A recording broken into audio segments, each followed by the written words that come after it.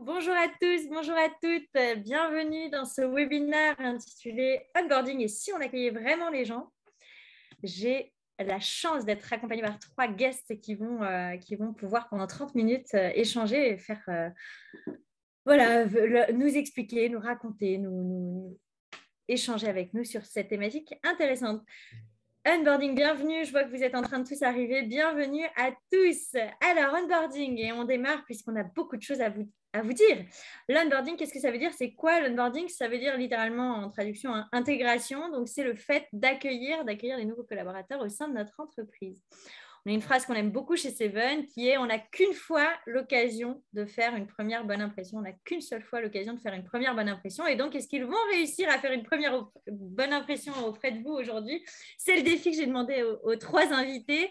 Florie, merci Florie Garnier d'être avec nous, DRH chez Meilleurs Agents, donc leader de l'estimation immobilière en ligne. Avec Florie, on a animé des formations management. Laurie, combien est-ce que tu accueilles de personnes et d'ailleurs, comment les appelles-tu par mois?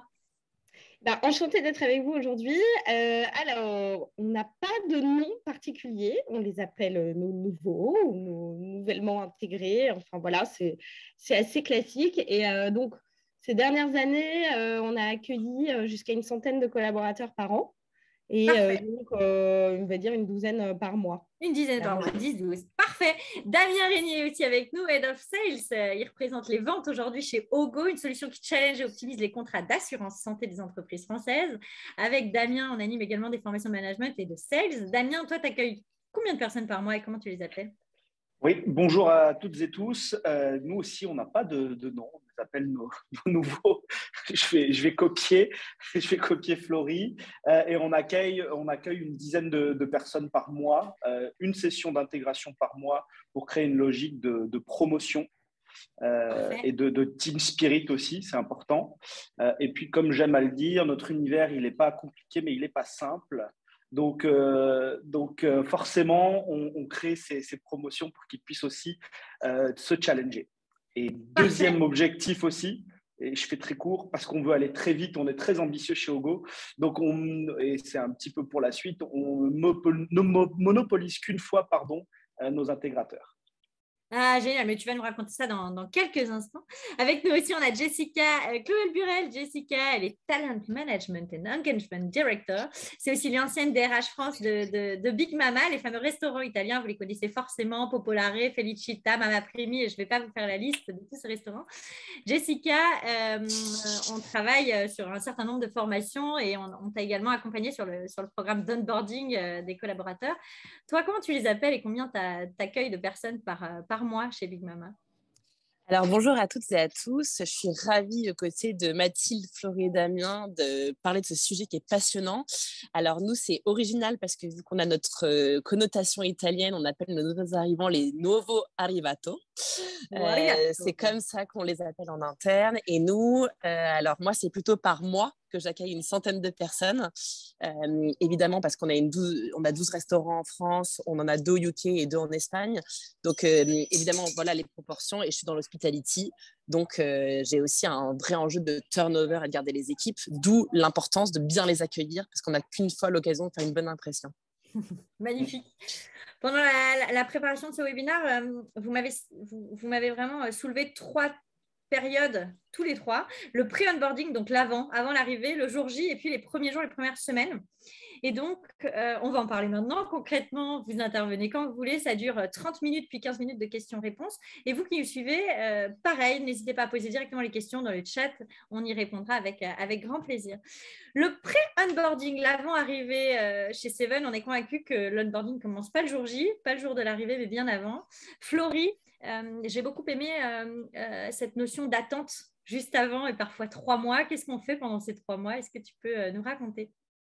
Voilà, donc on en discutait. C'est vrai que nous, ce qu'on a observé chez Meilleurs Agents, c'est que comme on peut parfois mettre jusqu'à 3 mois avant d'arriver dans sa nouvelle boîte, c'est quand même un délai qui est super long, pendant lequel il peut se passer plein de choses, pendant lequel le candidat qui rejoint une nouvelle boîte peut se poser des questions, peut parfois être rattrapé par sa boîte actuelle, ou en tout cas, voilà, il sait qu'il va démarrer, mais voilà, ça semble un peu lointain.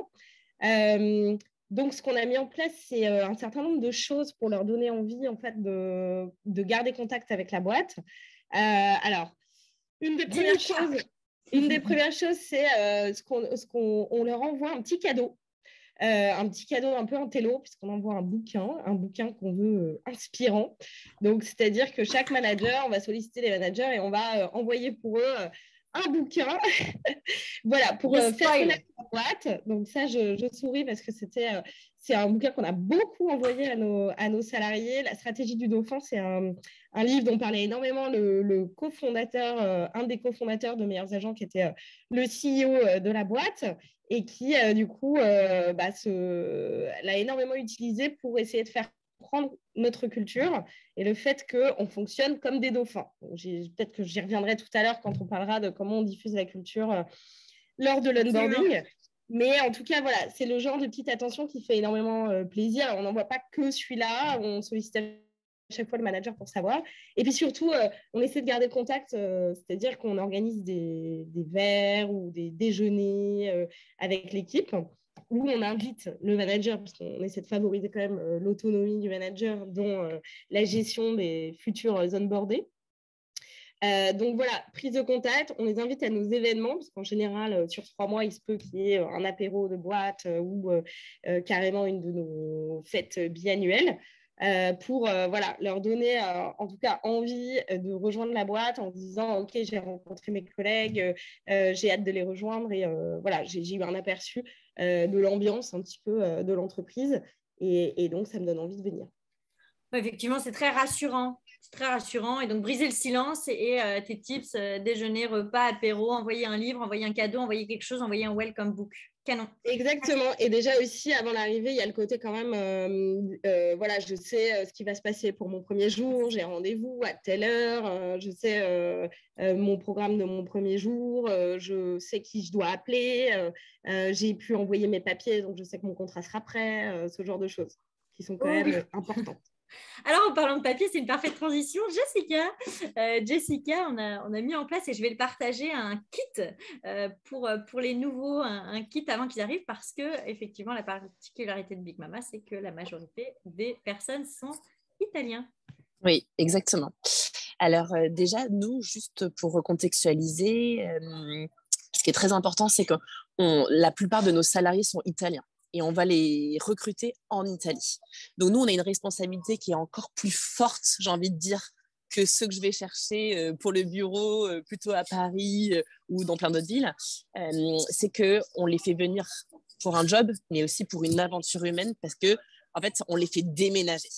Et ça, c'est super important d'avoir ça en tête, parce qu'on a une responsabilité encore plus grande dans l'accueil, parce qu'on déracine des gens de leur pays, de leur famille. Donc, on doit devenir cette nouvelle famille.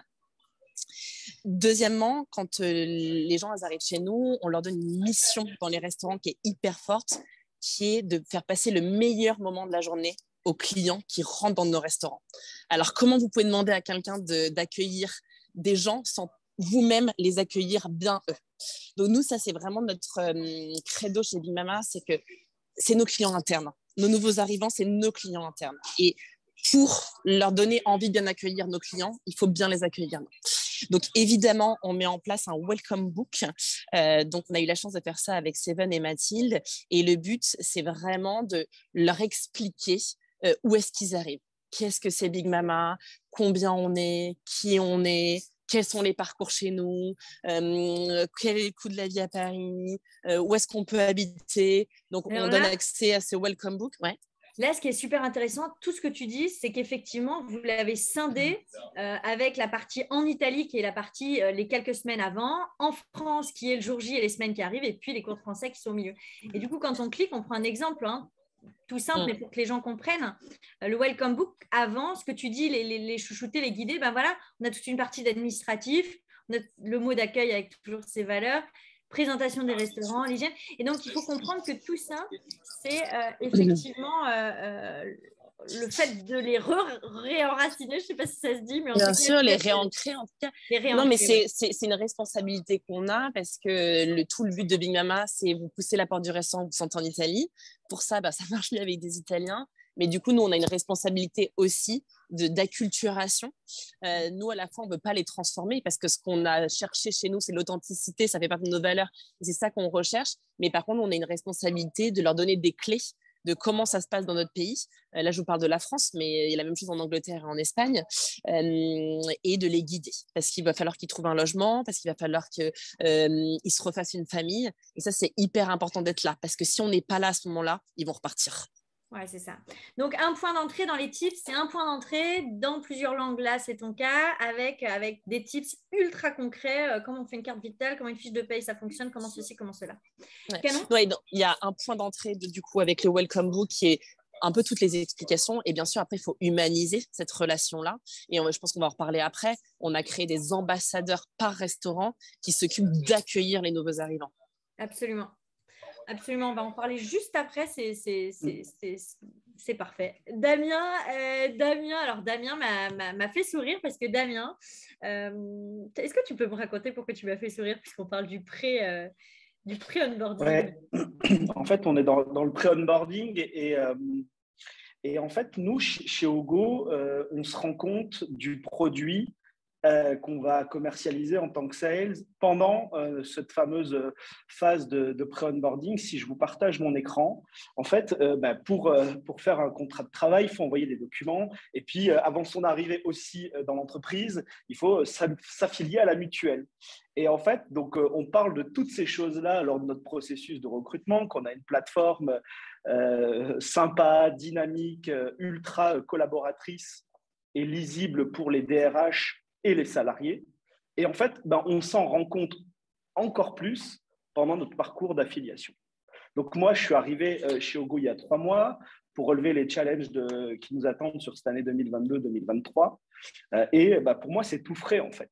Et donc, j'ai vu la simplicité pour les collaborateurs et donc du produit que j'allais vendre aux DRH, aux entreprises, aux salariés demain, pour montrer qu'une fois qu'on a donné tous les documents, la carte vitale, l'attestation Amélie, son passeport pour confirmer tous les documents. Donc, c'est simple et c'est transmis directement au RH.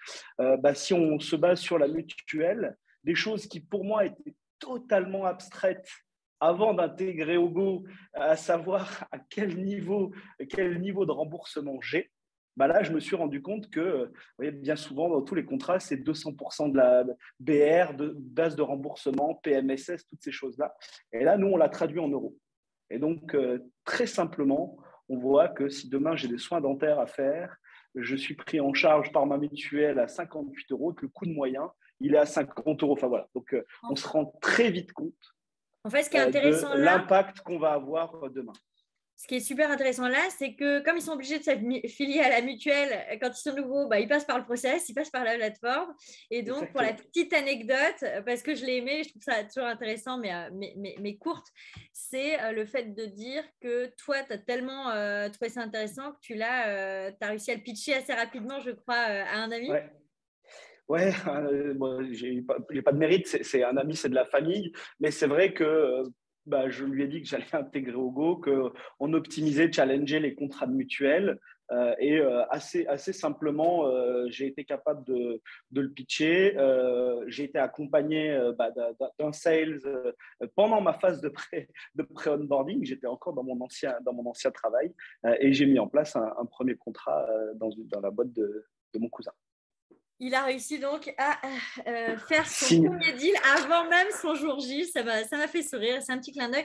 Donc, là, pour ceux qui nous écoutent, dans les tips qu'on a, c'est effectivement faire tester les biens, les services que vous proposez. C'est pour Jessica, venez dans le resto, venez boire un café, venez déjeuner. Venez manger des pâtes. Venez des pâtes, et pas des pâtes à la truffe. J'ai bien compris qu'il y a un sujet avec les Italiens sur les pâtes à la truffe, même si elles sont délicieuses.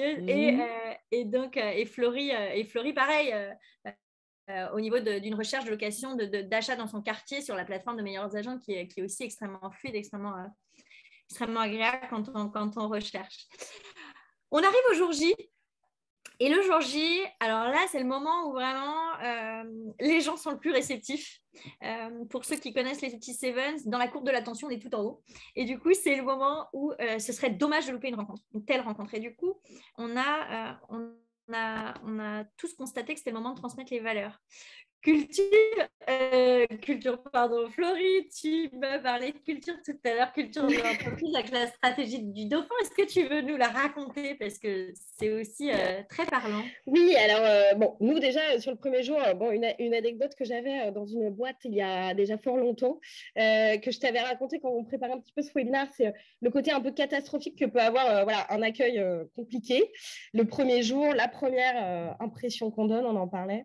Donc voilà, j'ai ce souvenir de mon premier jour dans une boîte où j'arrive, je savais même pas où sonner, quelqu'un m'ouvre, ne savait pas que j'arrivais, on m'avait demandé la veille d'amener mon ordinateur, donc que j'ai gardé pendant 3 mois, donc on me dit ah bah t'es qui, ah d'accord tu viens pour ce job, d'accord ok, bah tu sais quoi mets-toi là, donc j'arrive sur un coin de bureau avec des bouts de pain un peu rassis et ma place à faire, voilà. Donc ça, typiquement, rien à voir, hein, je suis restée dans cette boîte et je l'ai adorée, mais je me suis dit, une de mes premières missions, ça va être de faire en sorte que l'accueil soit différent. Parce que, bah, en fait, quand on arrive quelque part, on a juste envie que les gens savent qu'on arrive pour faire un job, qu'on connaisse notre prénom et que tout simplement, on soit considéré. Les premiers jours aussi, on a souvent, on ne sait pas quoi faire en réalité. Hein, on ne va pas se mentir, on n'a pas encore de job, on n'a pas pris notre job, donc on peut se retrouver assez facilement à avoir les doigts qui pianotent sur le bureau, à se demander bon, super, j'avais un point avec mon boss, mais qu'est-ce que je vais faire le reste de la journée et les 3 prochains jours et la prochaine semaine, etc. Donc, nous, on fait en sorte que le premier jour soit aussi le moment où, en fait, on donne de la visibilité aux personnes et on leur explique moment par moment comment ils vont découvrir l'entreprise et comment ils vont prendre leur marque. Donc voilà, ça c'est le premier point. Après, sur la culture, donc nous, on a mis en place un programme, on va dire, de formation pour tous les nouveaux. Donc, on le fait vraiment en mode promo tous les mois. Quelque chose qu'on a appelé Homemade. Donc, on fait beaucoup de jeux de mots avec le MA de Meilleurs Agents. Et en fait, ça vise à... on l'a mis en place justement il y a 4 ans parce qu'on s'est rendu compte qu'en grandissant, comme on grandissait vite, les gens ne se connaissaient plus. Donc déjà, on passait au stade du fondateur qui ne connaît plus déjà le prénom des gens qui croisent dans ses bureaux. Donc ça, c'est bizarre. Mais ensuite, quand les gens eux-mêmes, entre eux, ne savent pas dire que fait Machinette, Marcel, Serge, quand ils les croisent à la machine à café, il est temps de mettre en place quelque chose de concret pour que les gens apprennent à se connaître et sachent qui fait quoi et arrivent à mettre les pièces du puzzle ensemble, en fait. Donc, voilà, on peut avoir tendance dans son onboarding à rester dans son équipe et on ne s'en rend pas forcément compte. Le manager, les coéquipiers vont parler de leur job au quotidien, prendre son poste, mais aussi comprendre l'univers dans lequel on est. Ça, c'est super important. Et un des points principaux, c'est comprendre la culture de l'entreprise. Et quand on dit culture, alors c'est un peu le mot valise, on met beaucoup de choses derrière. Moi, ce que j'entends derrière, c'est quels vont être les comportements qui vont permettre de régler les situations. Quels sont les attendus en termes de comportement au travail, dans sa manière qu'on a de travailler, de gérer des projets, mais aussi de gérer des choses, pas forcément des projets, mais des tâches au quotidien, de s'adresser à ses collègues et aussi de régler les problèmes. Donc voilà, donc là, la stratégie du dauphin, c'est ce que j'appelle un des totems de notre culture, qui a été beaucoup partagé par un des fondateurs de Meilleurs Agents, l'ancien CEO. Et notamment, l'idée, c'est de dire, chez Meilleurs Agents, on est des dauphins par opposition à 2 autres types d'animaux, que sont les requins. Donc, le requin, c'est très imagé. Hein, on voit tout de suite le comportement du requin qui va tout de suite être dans l'attaque. Et par opposition à l'animal qui est la carpe. La carpe qui va plutôt avoir tendance à aller s'enfouir dans le sol et avancer un peu de manière cachée. On pourrait le rapprocher peut-être un peu de l'autruche dans sa manière de gérer les choses.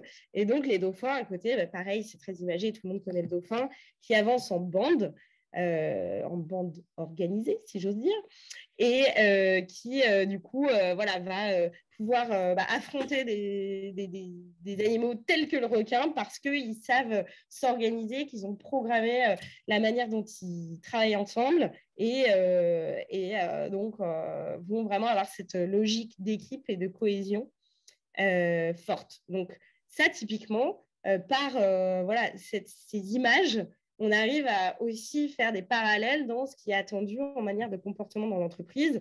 Et c'est des choses qui marquent les nouveaux, qui vont réussir à intégrer et qui vont réussir à voilà, mettre en œuvre au quotidien au fur et à mesure de leur mois et de leur avancée chez Meilleurs Agents. C'est voilà. Très parlant. C'est très parlant ces exemples et effectivement l'idée il y a du storytelling, il y a raconter le passé, il y a raconter pourquoi on en est là, il y a raconter comment on imagine les choses et donc cette stratégie ça donne aussi un style et donc c'est celui de Meilleurs Agents. Jessica est revenue pile au bon moment pour nous raconter que chez elle au niveau de la culture, alors est-ce que tu peux me raconter cette phrase de Tigran, le cofondateur Tigran Seydou, qui est cofondateur de Big Mama et qui, humainement parlant, est très impliqué justement sur ce bien-être des salariés. Qu'est-ce qu'il dit, Tigran, au Nuovo Arrivato? Avec le micro, ce sera parfait. Vous m'entendez? Ouais. Juste avant de vous expliquer ce que dit Tigran Seydou, comme ça vous allez attendre 1 minute de plus pour savoir. Ce que dit Florie, c'est très vrai. En fait, quand on grossit vite, quand on grandit vite, ce qui est perturbant pour le COMEX et les fondateurs, c'est de ne plus connaître le nom de tous les gens. En revanche, ce que j'ai l'impression que fait aussi les fondateurs de Meilleurs Agents et ce qui est très le cas chez nous, c'est qu'ils sont toujours présents à l'onboarding. Oui, ils ne connaissent pas le nom des 100 personnes qui sont assises sur d'eux, mais ils sont là et ils leur expliquent la boîte. Et ça, c'est hyper important parce que tant qu'on peut encore humaniser la prise de parole, qui est là et pourquoi on fait ça et c'est quoi le purpose de la boîte quand il est dit par le fondateur, et ben, c'est pas pareil que quand c'est pas dit par lui. Donc, et Tigran, dans l'onboarding, il dit un truc qui vient de son histoire personnelle, mais il dit toujours, s'il vous plaît, si vous n'êtes pas heureux chez Big Mama, partez. Et je vous laisserai écouter des podcasts de Tigran qui expliquent son histoire personnelle et pourquoi. Pour lui, c'est vraiment heureux, le bien-être au travail et être heureux au travail. Mais nous, c'est quelque chose qui est très fondateur. Et comme je vous disais tout à l'heure, voilà, nous, nos clients internes, c'est nos salariés, c'est nos collaborateurs, c'est nos équipes, c'est notre famille. On doit les rendre aussi heureux qu'on leur demande de rendre heureux nos clients. Voilà. Et nous, en fait, ce qui est très important, c'est que, en fait, nous, il y a 12 restaurants en France. Autant, il y a des restos en province, donc à Lyon, à Bordeaux, depuis quelques semaines à Marseille. Et donc, c'est hyper important d'être au plus proche du Nuovo Arrivato. Et c'est pour ça qu'on a mis en place des ambassadeurs dans chaque resto qui sont responsables de l'onboarding. Parce que ça ne peut pas être mon équipe à Paris, ça ne peut pas être quelqu'un de Paris qui n'est pas à Lyon, qui n'est pas… Voilà. Donc, nous, c'est très important d'être au plus proche des restos. Et tout l'enjeu, tout à l'heure, tu disais le bureau. En fait, le bureau chez Big Mama, c'est 100 personnes. Alors qu'au total du groupe, on est 1600. Donc, c'est rien du tout. Nous, on est là pour les restos. Ce qu'on fait vivre, c'est des restaurants. Donc, on ne veut pas devenir une holding hyper grosse avec plein de gens qui travaillent pour les restos. On veut avoir les gens dans les restos qui s'occupent de ça. Donc, vous voyez, là, je suis à Mama Primi. J'ai Antonino, qui est l'assistant manager, qui est aussi pendant ses heures de pause. Donc, nous, du coup, il est au planning parce que c'est du travail rémunéré, mais il va accueillir les nouveaux arrivants. Et on a, du coup, pour être très concret, hein, on a développé avec Seven et Mathilde un programme sur 4 semaines. Avec la première semaine, c'est vraiment la culture et la stratégie de la boîte. Donc, la culture, c'est d'où on vient.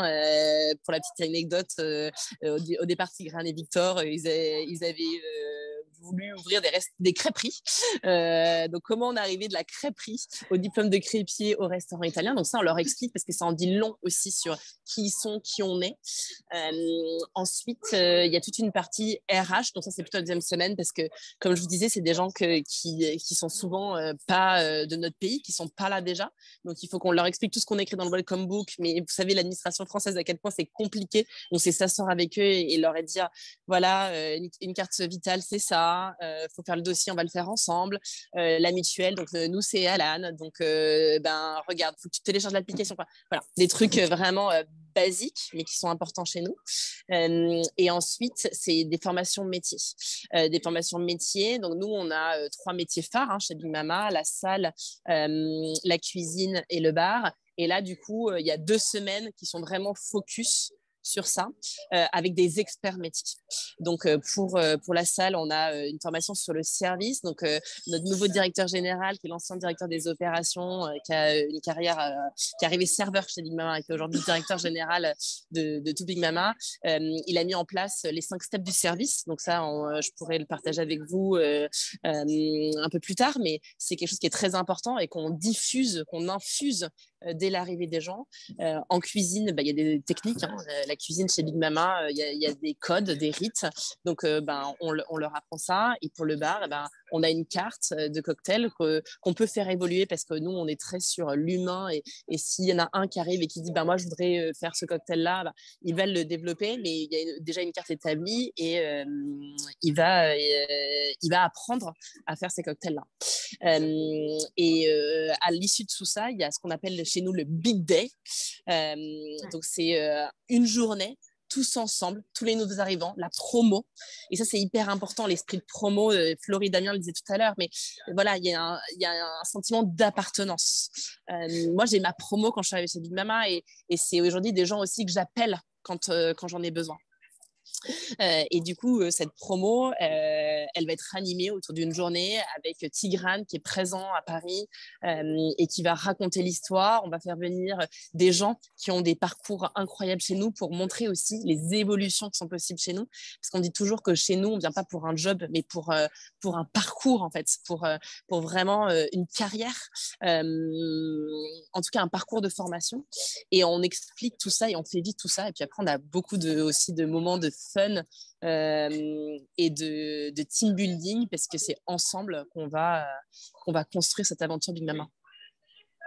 Merci Jess, c'est très clair et merci beaucoup. Cette notion de promo, effectivement, je l'ai beaucoup entendue avec Florie et Damien également, avec une autre échelle, mais c'est ça qui est intéressant et c'est la richesse de cet échange à 3. Il nous reste quelques minutes, mais on a déjà dit un certain nombre de choses intéressantes. Merci beaucoup. Florie, toi, tu parlais d'immersion et Damien, il parle en fait, vous avez le même vocabulaire pour dire cette notion de vie ma vie, quoi, de suivre les gens et d'arriver et de ne pas être tout de suite happé par ton propre travail, mais de bien observer le travail des autres. Est-ce que l'un ou l'autre veut prendre la parole à ce sujet ? Écoute, je peux te parler un petit peu de ce qu'on fait justement en termes d'immersion. En fait, ça rejoint beaucoup des choses qu'expliquait Jessica, c'est-à-dire en fait, quand un collaborateur rejoint la boîte, il faut qu'il comprenne en fait les contraintes de chaque équipe. Nous, on est une boîte dans le digital, donc on développe des outils digitaux. Donc, on a un pôle produit tech, data qui va inventer des nouveaux produits. Et au bout de chaîne, ces produits vont être vendus par le pôle qu'on appelle chez nous opération, donc qui rassemble beaucoup de sales en fait. Et du coup, ce qu'on appelle les immersions, c'est le fait de se mettre en double écoute sur les plateaux commerciaux pour écouter en fait les interactions avec les clients. Que ce soit des prospects ou que ce soit des clients, des clients qui en fait vont avoir un call avec leur Customer Success Manager, par exemple. Et donc, ça, c'est super important, notamment pour ces fonctions en fait, qui vont développer les produits et qui ne vont pas être au contact du client directement. On a nos équipes produits, bien sûr, qui font des études et qui font qui vont faire des tests et des questionnaires auprès de clients au moment de développer les produits, mais c'est pas vraiment pareil en fait. Donc là, d'entendre, moi je sais que je l'ai fait à mon arrivée, d'entendre les réactions des clients, les objections et de voir comment on les adresse du côté sales, c'est vraiment hyper inspirant et ça permet vraiment de réaliser dans quel environnement on est. Et c'est absolument fondamental si on veut derrière être dans un esprit hyper commun, quoi. Je partage ce point de vue et je permets juste de rebondir sur le fait que nous, dans le parcours d'intégration, toutes les personnes qui arrivent, donc à la fin de la première semaine, qu'elles soient sales, au produit, au marketing, RH ou quoi, elles vont passer 3 jours avec notre équipe inbound qui gère les demandes de démo et les demandes entrantes, parce que bien souvent, c'est des petites entreprises de 1 à 4 salariés qui sont dans la mise en place d'un contrat de mutuelle santé et prévoyance. Et donc, en fait, c'est un cycle de vente qui est ultra accéléré. C'est le cycle de vie d'Ogo qui est ultra accéléré parce que le cycle de vente, il est entre 1 heure et 3 jours. Quand sur des entreprises de 50 à 1000 salariés, il est de 1 mois à 3 mois. Donc, en fait, ce ratio-là va permettre à tous les collaborateurs de voir comment on pitch, comment on présente la plateforme, comment on interagit avec les ops, comment on présente le produit, comment on va gérer sur HubSpot ou notre back-office toutes les interactions. Donc, c'est une vie accélérée. C'est passionnant, je vous l'avais dit, ça va passer très vite et ça passe très vite, ça fait déjà 30 minutes. Donc, par engagement, je vais simplement laisser continuer les questions à arriver. J'en vois qu'il y en a un certain nombre, mais si jamais vous voulez rajouter quelque chose que vous avez oublié, c'est avec grand plaisir. Je vais simplement vous dire que là, on vient d'entendre 3 témoignages assez différents. On se rappelle que onboarding, donc intégration, c'est un individu qui rencontre un organisme et donc un individu qui rencontre d'autres individus.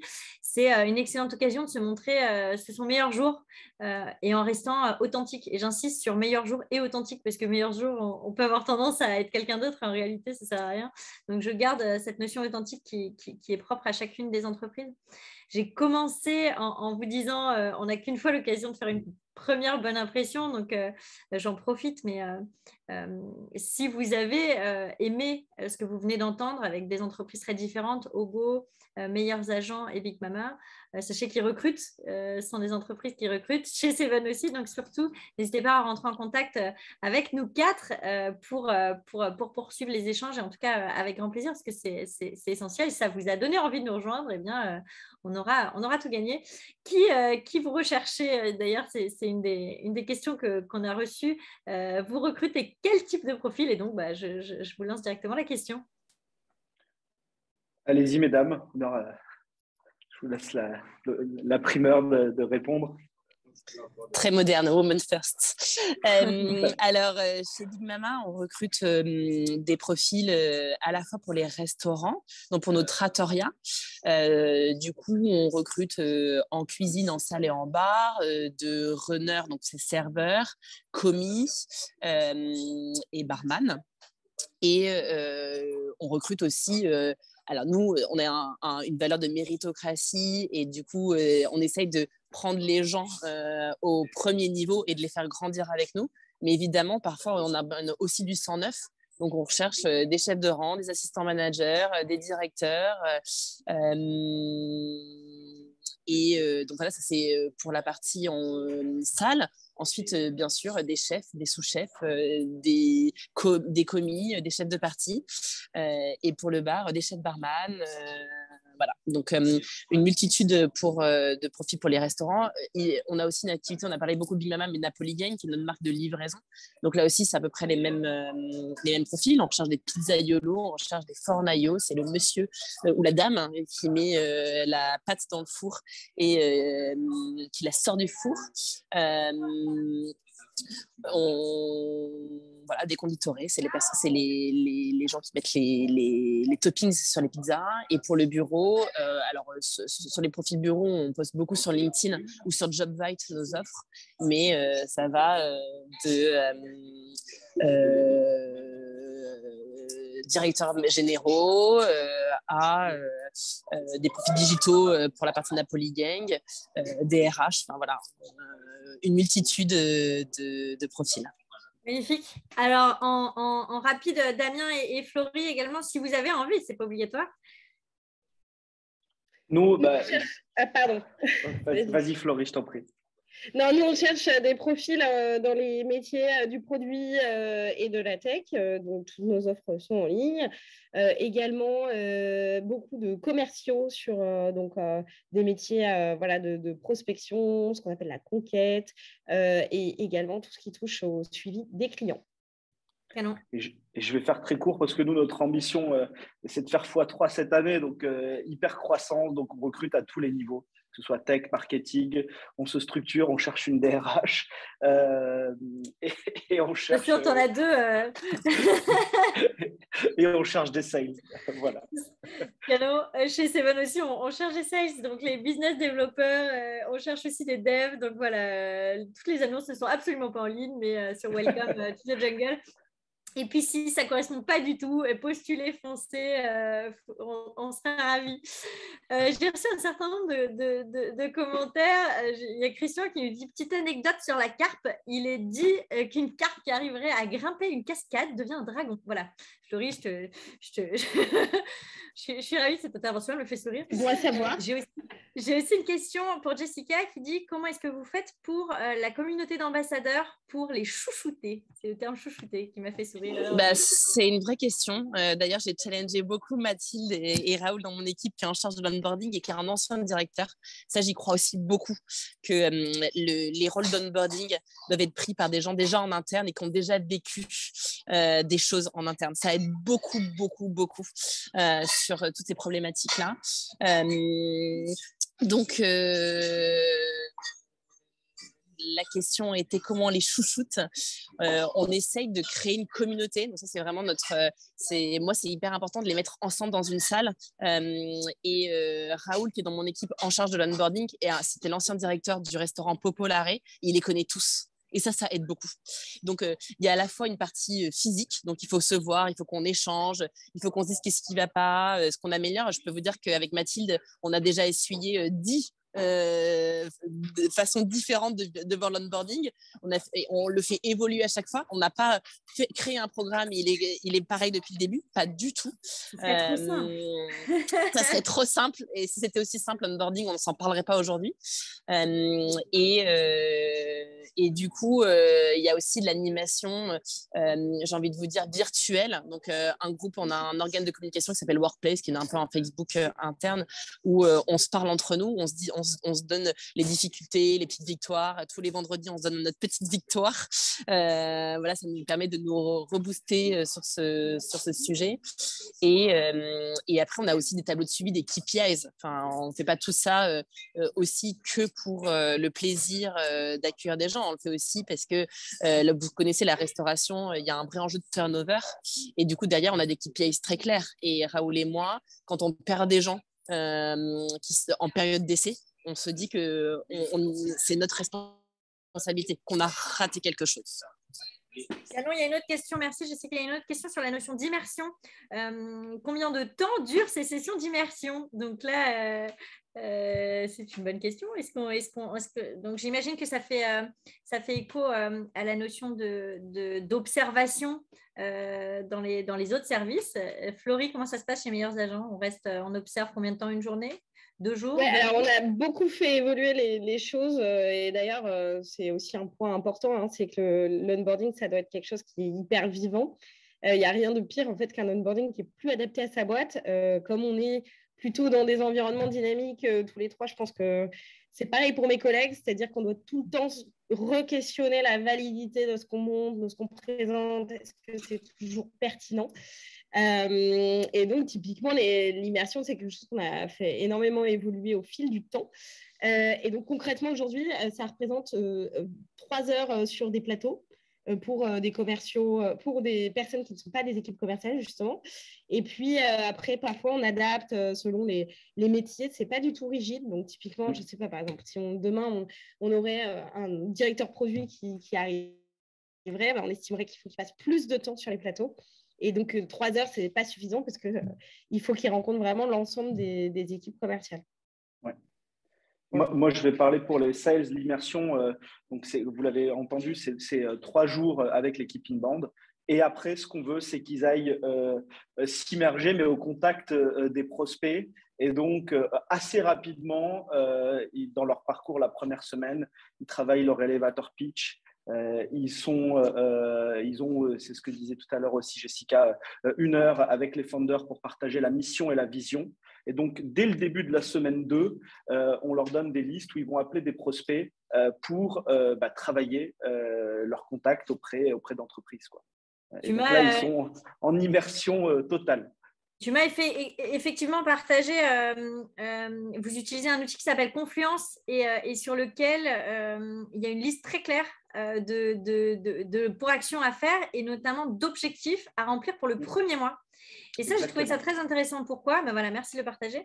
Je trouvais ça très intéressant. Pourquoi ? Parce que sur cette liste, de manière très précise, et pour le mois 1, et ça fait le lien avec ce que tu disais, Florie, tout à l'heure, en disant le jour 1, on ne sait pas trop où est-ce que je vais manger, qu'est-ce que je vais faire les premiers jours, les premières. Voilà, je suis un peu.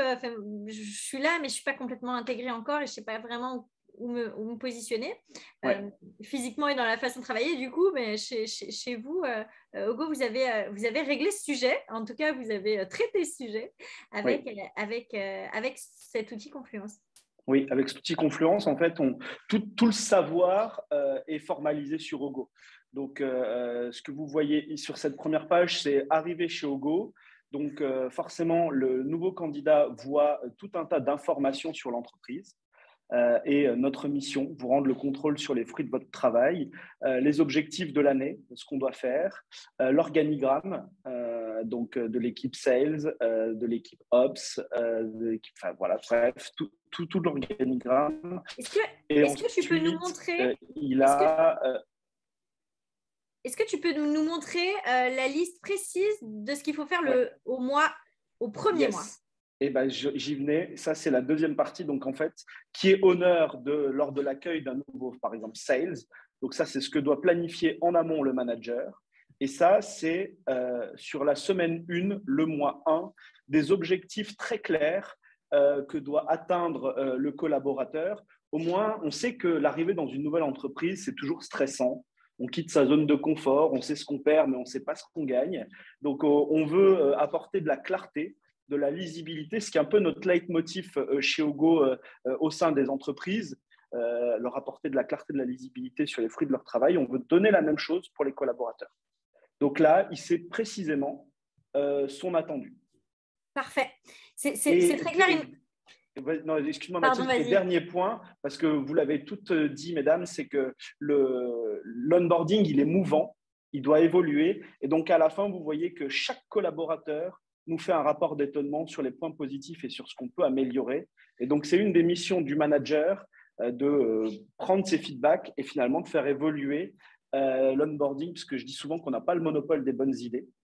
Donc, du coup, on va bien souvent chercher les bonnes idées finalement chez nos nouveaux arrivants. Alors là, mais tu fais une passe décisive directe à Jessica parce que Jessica, je l'ai vue hocher comme ça, je la vois, elle est dans un restaurant, c'est pour ça qu'elle mute régulièrement son micro. Et pourtant, là, il faut que tu parles, Jessica, il faut que tu racontes pourquoi, qui il faut interviewer quand on travaille sur l'onboarding. Je crois qu'il a commencé à répondre, mais je te laisse la main sur les tout premiers. Je n'ai pas compris ta question, Mathilde, excuse-moi. Eh bien, qui on interview sur l'onboarding pour améliorer ? Il y a des personnes que tu m'avais indiquées. Je te donne la réponse directe, mais tu m'avais parlé à la fois des tout premiers. Ah oui. Je comprends ce que. Excuse-moi, j'avais pas ton. C'est moi, pas de. Oui, en fait, ce que je découvre aussi, parce que moi, je suis assez jeune dans la boîte. Je suis arrivée chez Big Mama il y a 2 ans et demi. En revanche, Raoul, qui s'occupe de l'onboarding avec moi, lui est arrivé il y a 7 ans. Et quand on en discute, je me rends compte à quel point c'est hyper important de revenir dans le passé. Parce que souvent, tu as mieux accueilli les gens il y a 7 ans, quand tu étais peu, qu'aujourd'hui, quand tu as des bus entiers de 100 personnes qui arrivent. Donc, c'est hyper important de revenir toujours à l'accueil. Comment il était l'accueil au début de la boîte. Parce que ça en dit souvent long. Tu avais le temps de faire plein de choses. Il faut que tu reprennes ce temps de refaire des choses. Et juste, si je peux me permettre, là, on a beaucoup parlé de l'onboarding des nouveaux arrivants et c'est important pour moi de le dire aussi un peu en conclusion. L'onboarding, c'est comme dans un couple, la flamme, elle se réallume. L'onboarding, il faut le refaire à chaque étape. Quand le collaborateur grandit, il faut le réonboarder. Parce que parfois, voilà, il y a eu une parole décevante, peut-être aussi une expérience qui a moins bien marché et qui nous a créé quelque chose avec la boîte où on a des doutes. Et c'est pour ça que c'est hyper important de ré-onboarder. Donc là, on s'est parlé de nouveaux arrivants parce que bien sûr, c'est le nerf de la guerre, c'est enflammer quelqu'un qui arrive. Mais c'est important de garder à l'idée qu'il faut toujours ré-onboarder les gens. Et il ne faut pas avoir l'impression qu'on répète des choses. C'est hyper important de répéter. Merci Jess, c'est effectivement un excellent mot de la fin. Vous le savez, je me suis engagée 30 minutes d'échange, 15 minutes de questions, on y est, il est 44. Merci infiniment, merci tous les trois d'être venus, d'avoir pris ce temps. Merci Jessica, merci Damien, merci Florie. 3 expériences très intéressantes. Merci à toi Mathilde. Qui nous avez suivis. Merci Seven pour ces échanges. Et donc, le replay sera disponible très bientôt sur la page LinkedIn de Seven avec grand plaisir. Et encore une fois, merci et à très bientôt. Merci.